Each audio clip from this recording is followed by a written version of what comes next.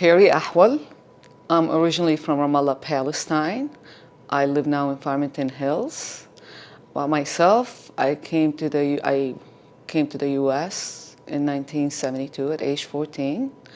Went to school, quit school, went to school, finished college, and worked in government and nonprofit most of my life. Wonderful. And can you tell me what Ramallah was like between the time you were born and age 14 when you left? Ramallah was, and this is how I describe it, my neighborhood was the epicenter of my universe. My neighbors, everybody cared about each other. Everybody loved each other. We lived across the street, a convent. The Catholic church where I went was 2 blocks away. My grandfather lived 2 blocks away.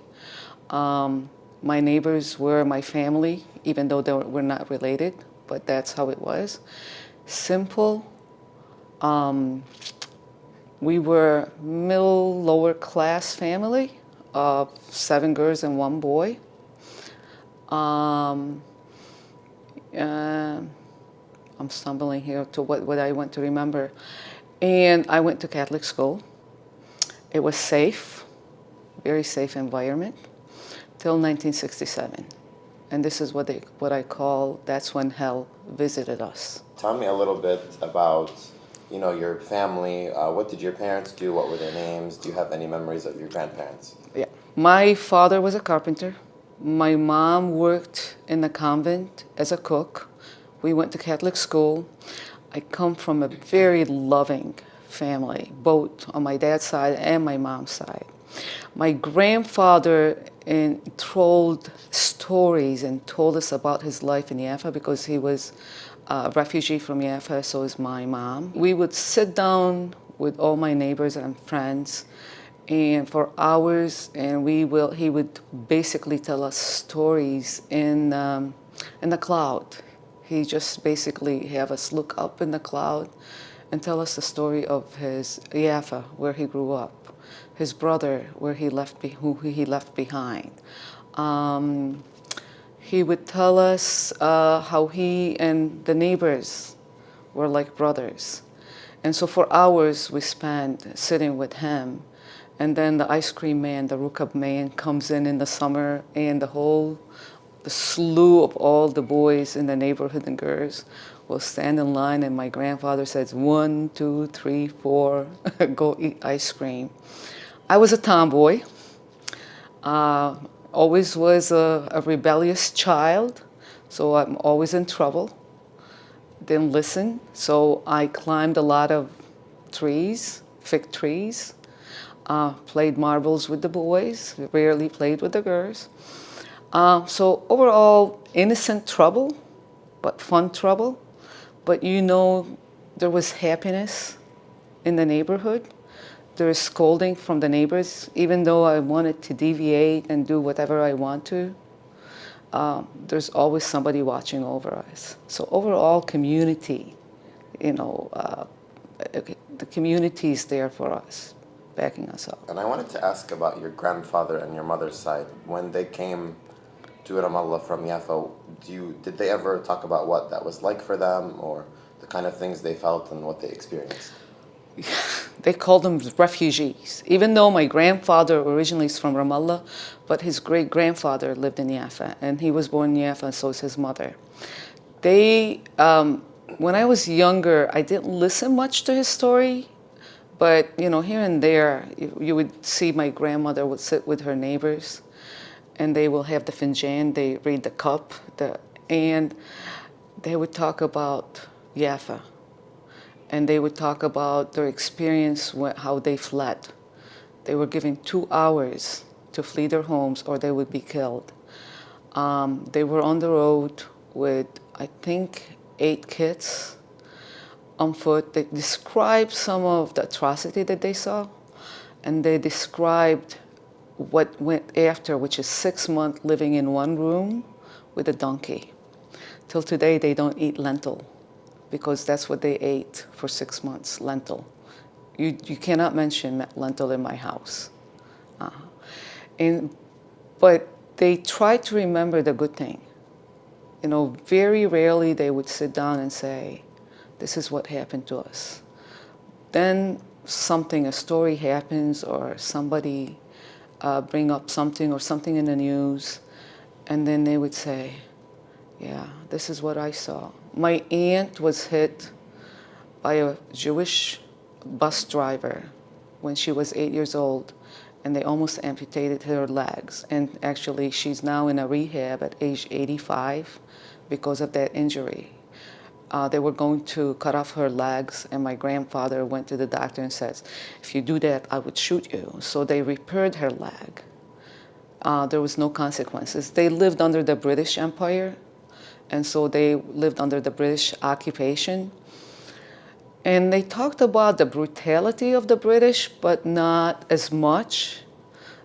They would remember things in their mind. They remembered the kindness of one or two soldiers.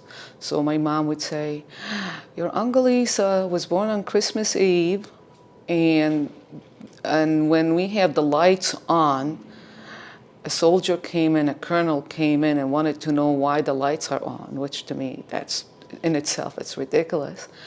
But when he found out they had a baby, he brought them a turkey, and the whole family was happy. Then they start talking about the infiltration of the Jewish Irgun, the infiltration of the underground of the Jewish Haganah, and how they started to intimidate and have a campaign of terror around Jaffa. So when they came in and pushed them out, gave them 2 hours to leave, they did it because they knew the consequences of what happened to neighboring communities. So I want to talk about 1967, and since you were old enough to kind of witness what happened, what was that like, going from this, kind of utopia of living in Ramallah and then experiencing 1967?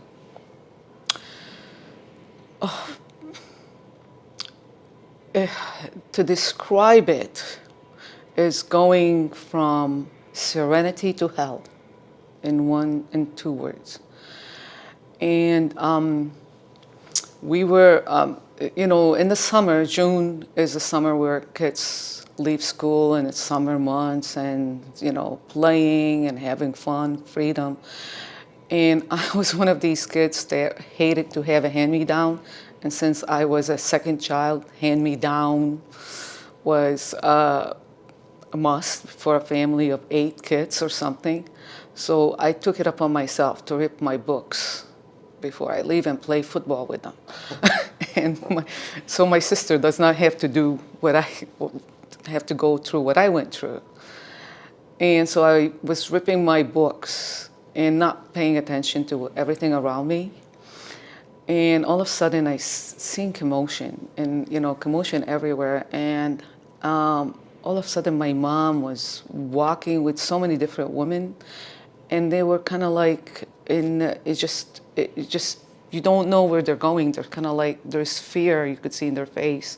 It was not the obvious, like, my mother want me to go home because I need to do my chores.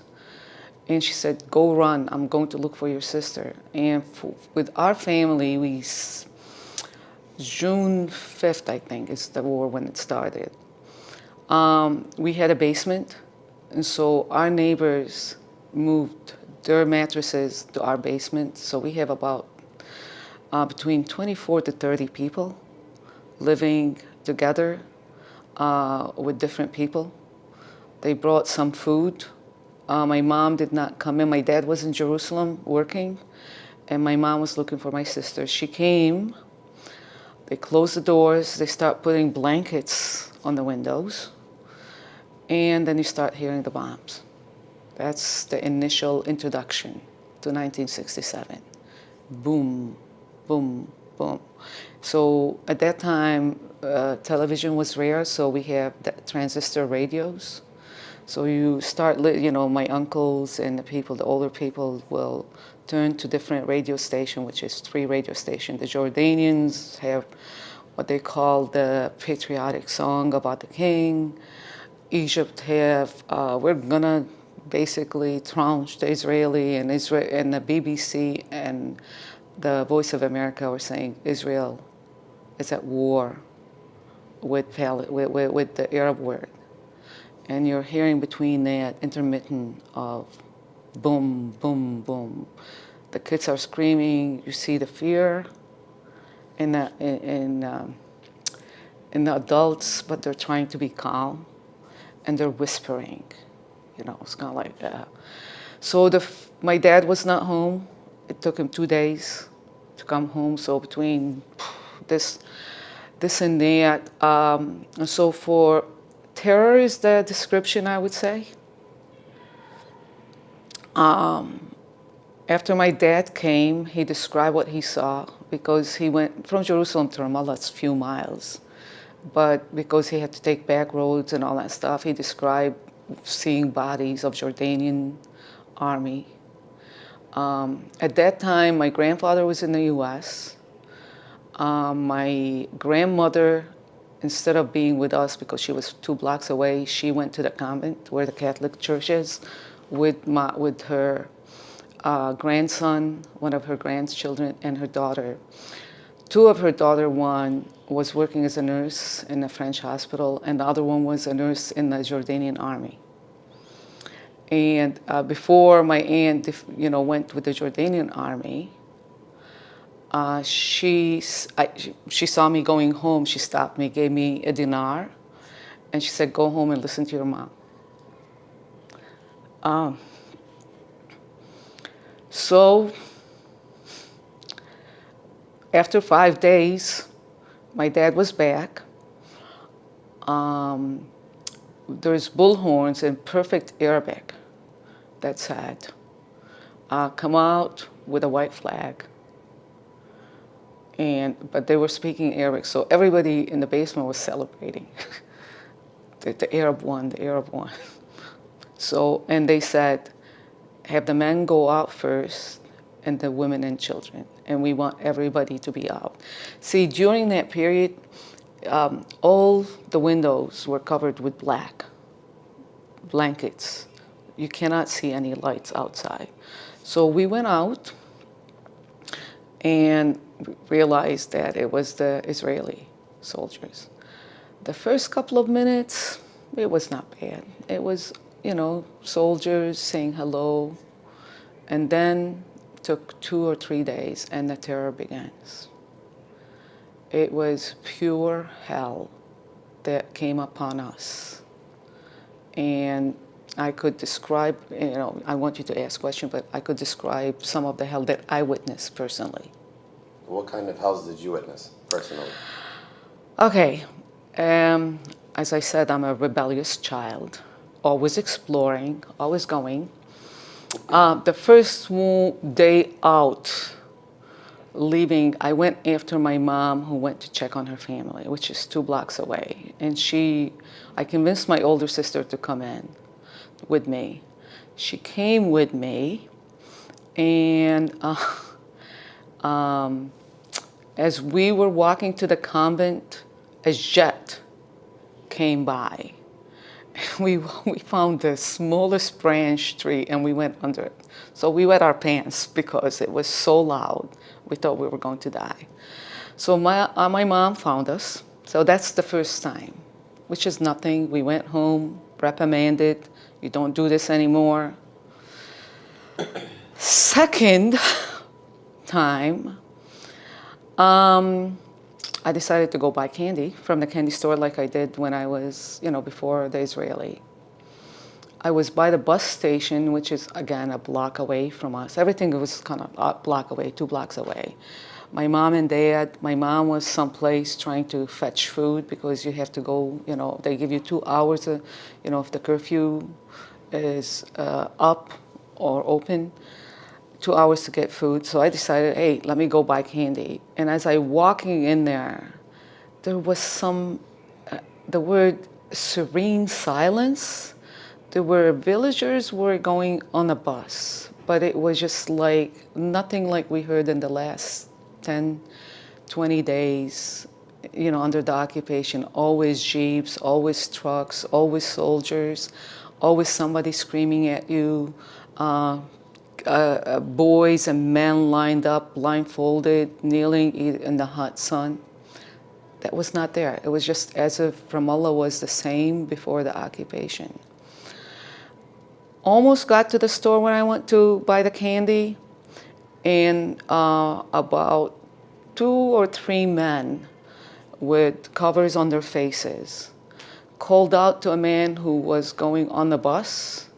The man turned around and they shot him right in front of everybody. And then to get away, and there was cars, and I don't know what kind of cars. And then they shot 3 or 4 shots, and they shot the store owner where I was going. So I jumped behind the wall and just watched. And for 10 minutes, it was just kind of like, it was like a movie, like something dreadful is going to happen, something dreadful already happened, but you don't know what. So I was not able to breathe.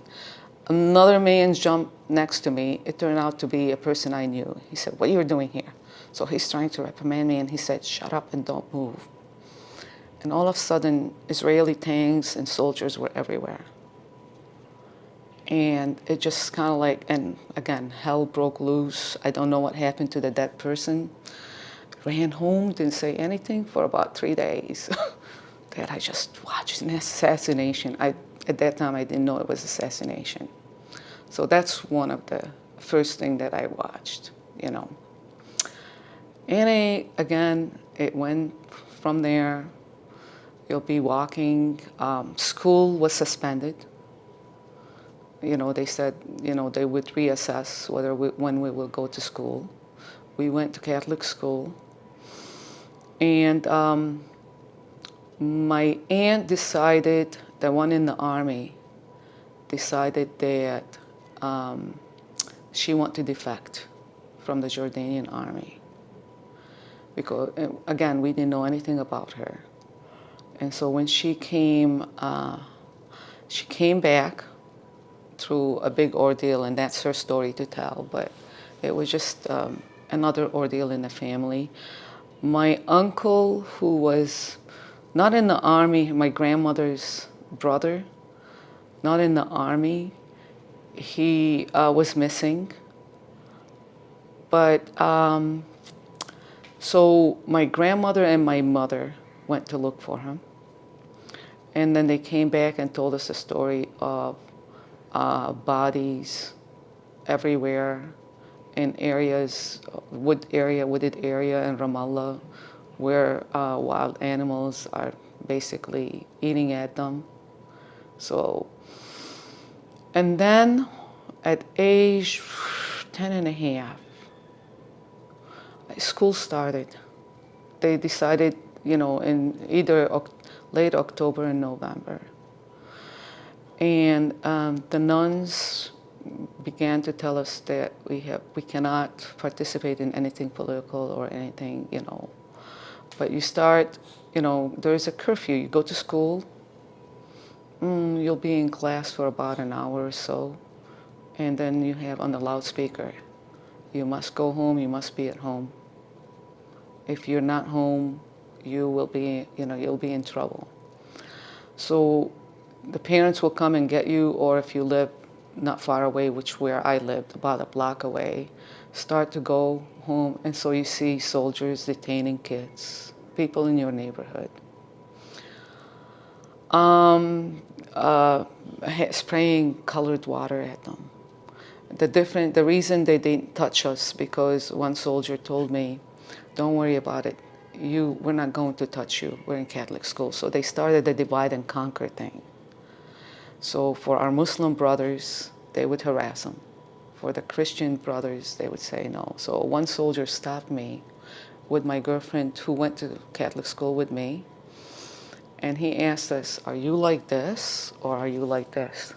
I said, "I'm like this," innocently, and she said, "Like this." They detained her for 3 hours, and they let me go. Again, that's the beginning of the horror. It gets worse.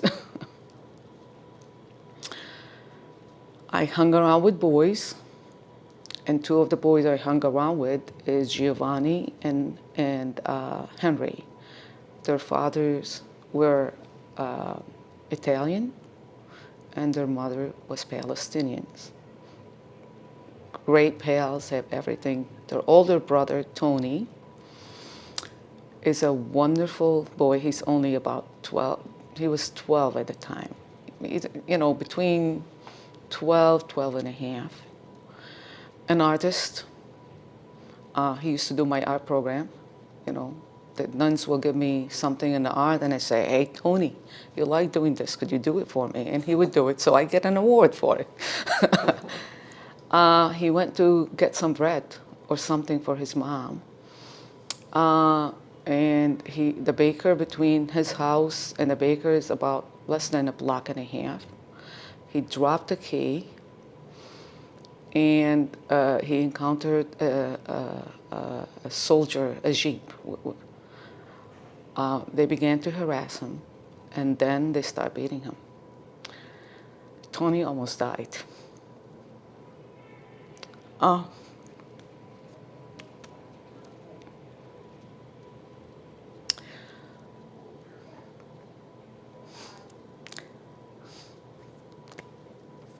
Sorry. It's okay. Take your time.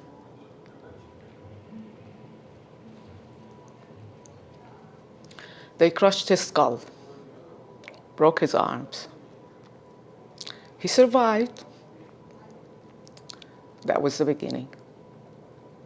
So if it's okay, we want to talk a little bit about you now. Okay.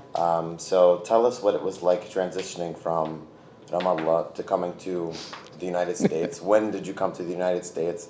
Where did you guys go, and what was that like for you? Okay. I came to the United States because of the occupation, because, like I said, I'm rebellious, and my parents said, I'm going to go to jail. Eventually, that was my destiny because political outspokenness. At age 14 and a half, I came from Ramallah to Livonia, Michigan. I came in with my older sister without my family.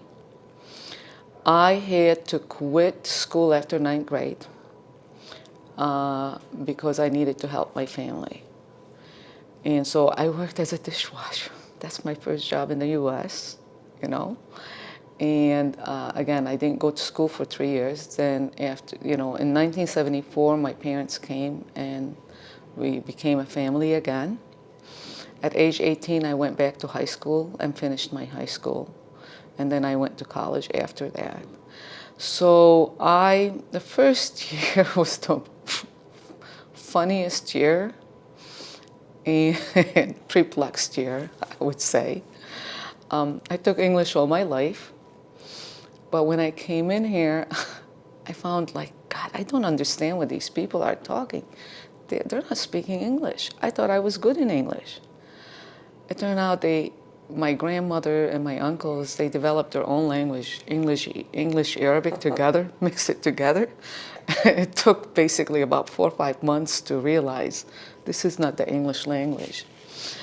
So because my uncles and my grandmother were here, and they came in the early 60s and early 50s, so they lived as Palestinian as you would live in the 50s and 60s. And so there was a lot of no's, what you not do. You cannot talk to boys. You cannot write to the boys that you grew up with. That's one thing. You cannot talk to American boys or girls. Everybody's going to give you drugs. They're going to put it in your hamburger. It's kind of like, okay. But the family, my uncles and my grandmother have their circle of people that are non-American. They're all Arab, living, you know, visiting each other, seeing each other, going to the same church together. So the first year, with the exception of me working with non-Arabs, a big boy, I really did not have any encounters with non-Arabs. And then I started going to the church. It wasn't American. It was the same thing as you would go in Palestine, a Catholic church. So that's another small encounter. Till I went to school, really, my interaction with non-Arab community, that was my life. We visited. Everybody wanted to marry me off at that time. You know, I was of age. You know, women came and checked me out. You know, they would tell my mother, there's too many girls, they have to get married. I said, well, you know, I'm not going to get married, so get over it and move over. And so it was nice, it was simple. And then I went to college, and there was always a drive in me that I wanted to do something different. So I started volunteering my time. Began volunteering my time with the city of Livonia. Became a youth commissioner. I was one of the youngest youth commissioner in the city of Livonia. Went on to become a police reserve in the city of Livonia. I served there for 8 years. Basically, and started working on political campaigns as well, local political campaigns.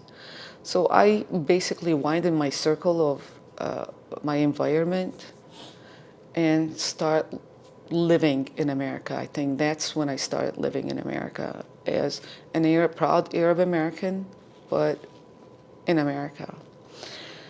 And while in college, somebody recommended me to work at the Yemen Arab Republic as an office manager / intern. So I was the only English-speaking person in that environment. It was a great job. You know, worked as a waitress as well at the same time because I was raising money for a college fund.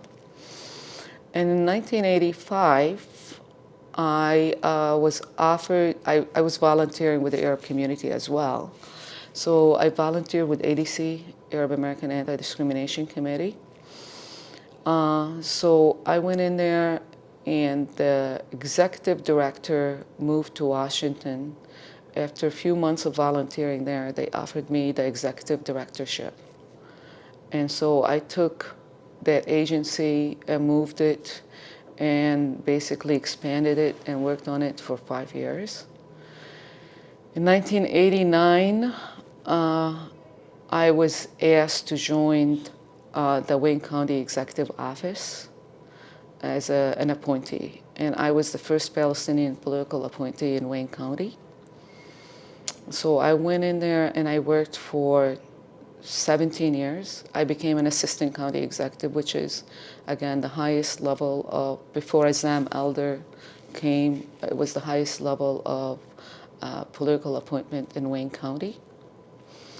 I retired when County Executive McNamara left office, worked at Madonna University as a director of development for 6 years, and then went to the Detroit Medical Center and worked at the Detroit Medical Center for 8 years as vice president of development.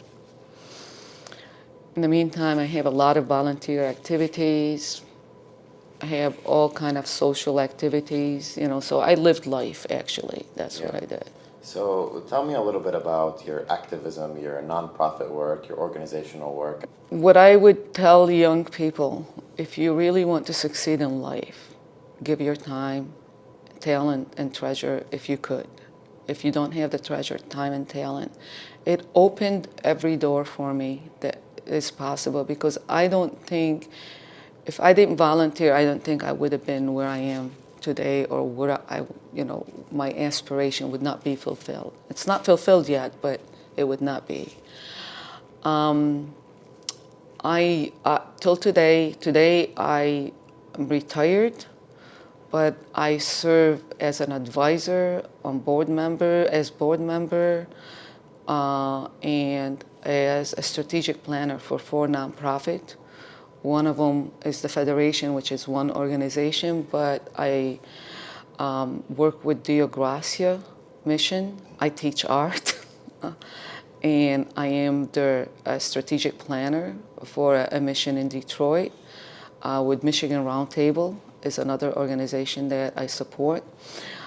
I volunteered for Habitat for Humanity, and I was the chair of Habitat for Humanity in Detroit. I travel all over the world, including South Africa, Armenia, Costa Rica, Mexico, with the Jimmy Carter bill. So when you do that, I met presidents, I met head of the UNs, I met Nelson Mandela, I met the who's who because of my volunteer activities. And again, when I didn't have treasure, I have the time that I gave. Amazing experience is an understatement. It's fulfilling experience is the word for it. I'm still doing it today, and it's amazing, That's wonderful. And so when you came to the United States, just fresh from Ramallah, were you active with the Ramallah Federation here while it was active, or how did that work? And what was your involvement in it? Okay. I came to the Ramallah Federation kicking and screaming.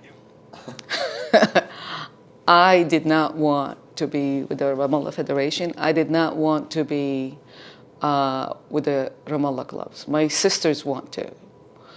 I found in my opinion, it was patriarchal.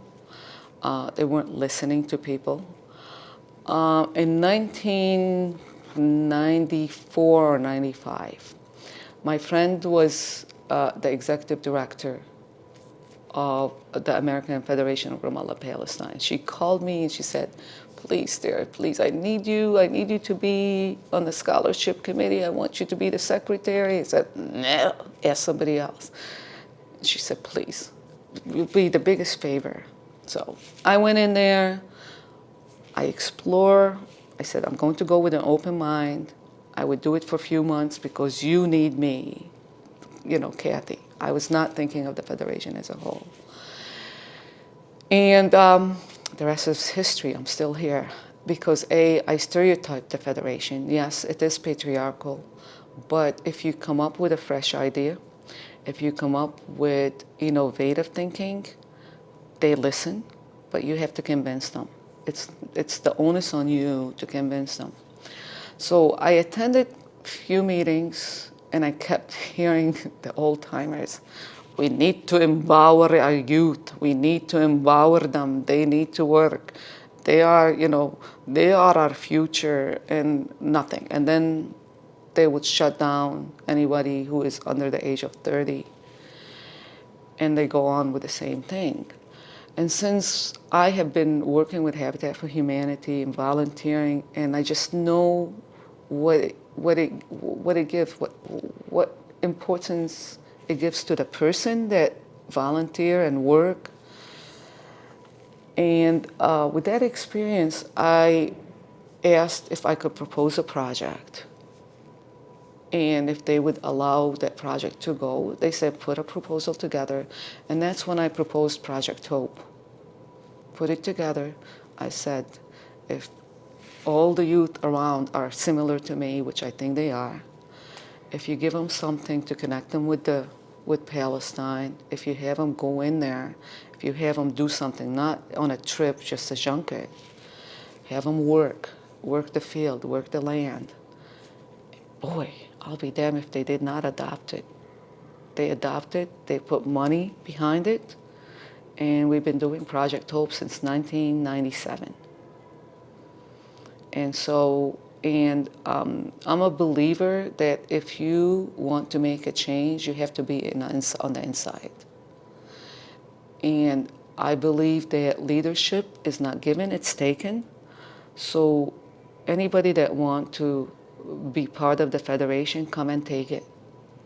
And they allow you with your work. Action speaks louder than words. That's absolutely right. And for those who don't know what Project Hope is, can you explain what Project Hope is and how that came about? Project Hope is a project that was, again, proposed by me to the Federation. And it's basically a program that has threefold. Select youth between the age of 18 to 27 who have leadership skills,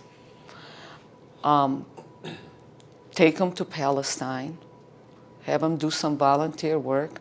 It's an educational, connection, and volunteer program. So the educational program is you don't need to you read all the book that you want, but we want to educate you about your ancestral homeland. We want you to learn firsthand what is the city of Ramallah is, how does it operate, how Palestine, what is Palestine, where is, the 1948 border versus the 1967 border. So on the ground, meet with all the agencies that will fill you with all the information that you need about Palestine. Connection both to land and to Ramallah and to your colleagues. So anybody that want to go in there, we do orientation before we go to Palestine for 3 days. They come together as strangers and they become family. Did you go to Project Hope? I did. Okay. I did. So of a lifetime. So that's, yeah. So you go from there, and then the last entity of it is leadership training. So we want you to come back. You came back and look at what you're doing, But the main, it should not be only leadership with Ramallah, it should be leadership with everybody. Yeah. When did you go? 2016. 2016. Yeah. I believe we met with you. Yes. In Jordan. Yes, and I went away, and you guys, I volunteered. Yeah, I was banned. I'm still banned till today. Yeah, I would not. Israel banned me twice from going there. Did they have any certain reason as to why? Yeah, they told us we lied. They said we lied. The issue is there was two people with us who have non-Arab surnames. They let them through, and the rest of us did not go through. Even though I had a visa beforehand, and I was, in Palestine before, but it was the day before Gaza was bombed, and anyone that is Palestinian, basically, they were trying to reject their interns to entry to Palestine. Uh-huh. So I want to ask, I know you were mentioning that you're having a biography written about yourself. It's a memoir. It's a memoir. And tell me a little bit about that and what kind of things that you like to do on the side of all your activism and everything like that. I know you mentioned you climbed Mount Kilimanjaro. Mm-hmm. So tell us about your experience with that. Okay. I wrote the memoir not because my life is exciting, but I wrote the memoir because we Palestinians owe it to the whole world to tell our story, and we each have a story. Whether you're born in the U.S. or your grandparents born in the U.S. or you're born in Palestine. My real reason for writing my memoir, it was an assignment by my professor. I dropped a class, and he asked me to write a memoir, but at that time I misunderstood him. I wrote a research paper. He said, that's not what I want. I got mad at him. And I wrote 150 pages about my life. He said, go publish it. 10 years later, I said, okay, maybe I should take him on it. And basically my memoir is my story, my family stories about being who we are. How we were driven out of our home, how we lived under the Israeli occupation. I want to dispel the myth that Israel is a democracy and Israel is a moral state. And based on all the stories, and I didn't tell you about the beating of my dad because, again, this is an overall, I wanted to have the world to know what happened to Palestinians in Palestine. So that was my story. Kilimanjaro, I am a person that my husband called as a mountain goat. I like hiking, I like climbing, I like nature. I travel all over the world. I do different things. I travel for volunteer purposes. I travel for work, and I travel for fun with my husband and my friends. A few years before Kilimanjaro, we went to El Camino. I don't know if you ever heard of it. El Camino, Santiago. So we did 130 miles in 1 week.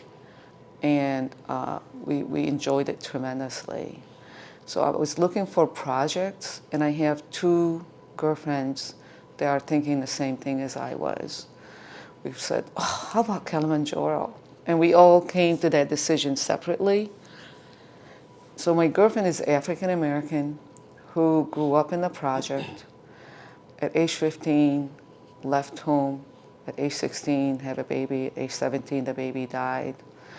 And then she went on to become a doctor of psychology and a lawyer. So we wanted to basically climb Kilimanjaro with a purpose.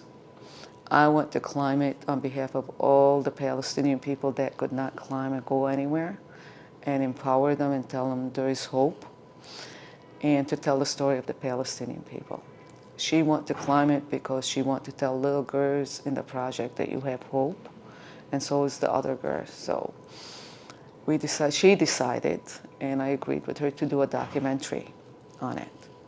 And the documentary is coming up. PBS Phoenix already adopted it, and we're hoping PBS nationally will adopt it. And with that, we have a social impact project that we're going to go with. So wherever the documentary goes, we will talk about social injustice, human rights violations, and basically tell the world what is happening to the minority community and the Palestinian people and others as well. What's one piece of advice you could give to the younger generation of the Ramallah community, Arab Americans, not just younger, kind of give them to reflect on or kind of base their life philosophy on? Everybody matters. Everybody matters. You're unique. If you feel like you're trapped, don't feel trapped. Get up. You are the owner of your own destiny. When somebody says you cannot do that because we in the Arab community, there's a lot of no-nos, if within you say that is wrong, then don't listen. If somebody gives you advice and that advice is sound, go for it. It all started with one word, and that's I will. And then with that, and then I dream, and say action. Dream it, do it. That's what if there is dream it, do it. That's it.